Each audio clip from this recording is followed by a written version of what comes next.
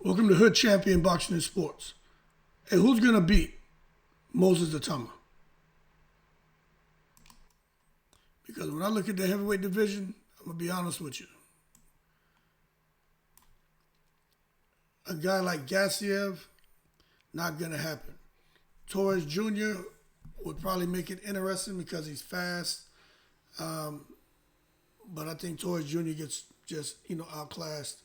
Ajagba doesn't throw enough punches. He's tall, he's long, he's got the big right hand.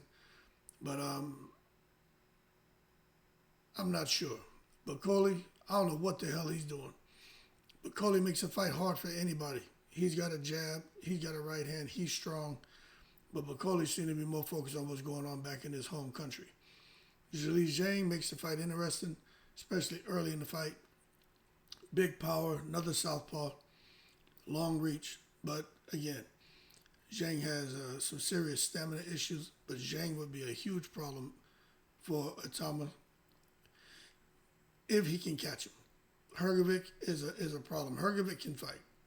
People don't give Hrgovic the respect he deserves. Hrgovic can fight. I think that makes for a very interesting fight. Plus, Hrgovic is very durable. Daniel Dubois and Itauma, another interesting fight. These are big boys, man, with long reach, serious-ass power. Will make for a very interesting fight. Caballel is 100%, I think, the boogeyman in the heavyweight division. I think Caballel is a boogeyman. I think everybody who wants to, if you don't want to lose, don't fight Caballel. I'll put it to you that way.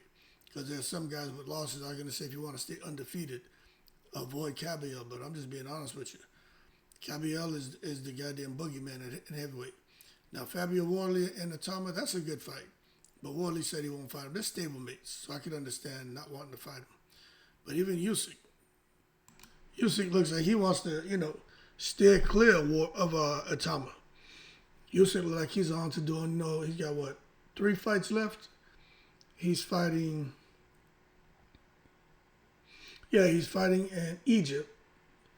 Then he's going to fight the winner of Wardley Dubois. Then he's going to fight Tyson Fury. And then he's done with boxing. No plans to fight Moses Itauma, which you could understand. I mean, you look where Itauma is. 14 wins now, 12 knockouts. You look at where Usyk is.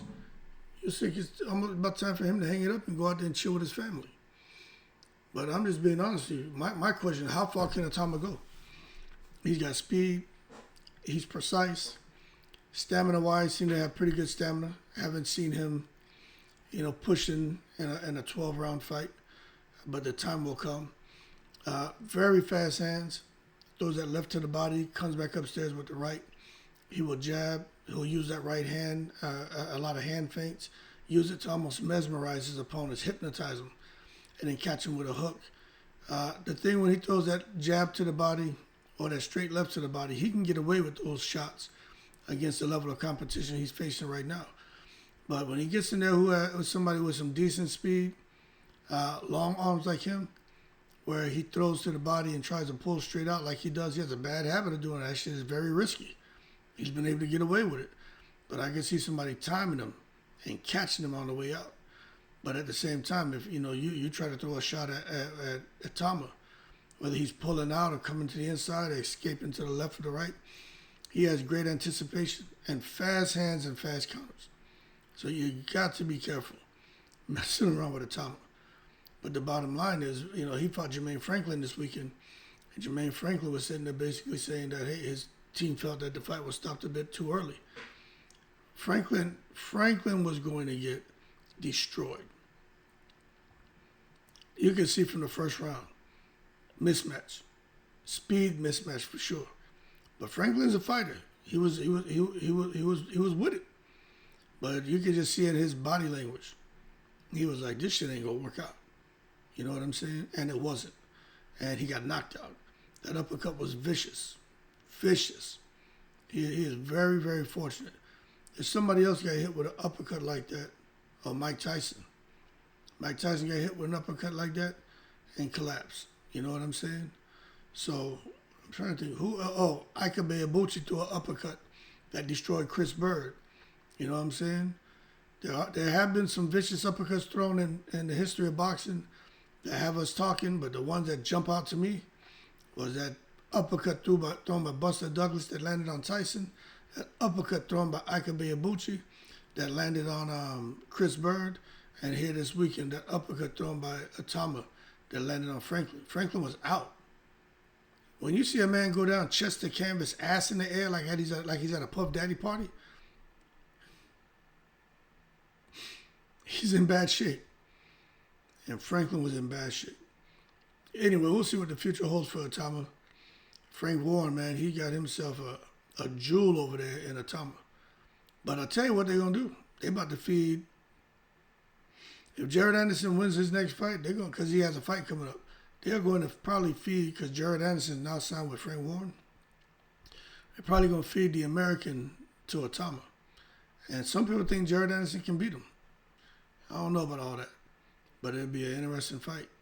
But just watch. You watch what they do to Anderson. He thought getting his ass whipped by Bacoli was something vicious. Watch what happened. They put him in there with Itauma. I bet you Anderson won't want that fight.